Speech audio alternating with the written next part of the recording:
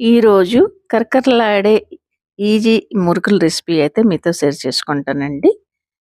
ముందుగా వరిపిండి అయితే కిలో తీసుకోవాలి. కిలో వరిపిండికి 6 కిలో బేసన్ అయితే తీసుకోవాలండి.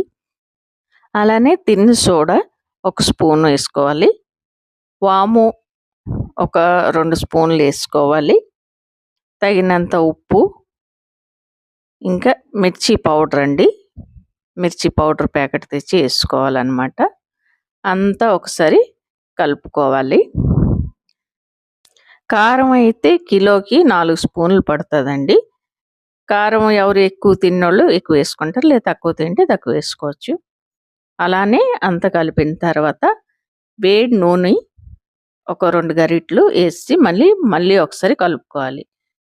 కలిపిన తర్వాత కొద్దిగా వాటర్ పోసుకొని మనం కలుపుతూ ఉండాలి. మీడియంగా కలుపుకోవాలండి. అంటే మనకి మురుకు జారినలాగా ఆ విధంగా అయితే కలుపుకోవాలి. మురుకు గొట్టంలో ముద్ద పెట్టేసి జాలి గరిటె ఉంటాయి కదండి, దానిపైన ఈ విధంగా మనం మురుకులు వేసుకోవచ్చండి.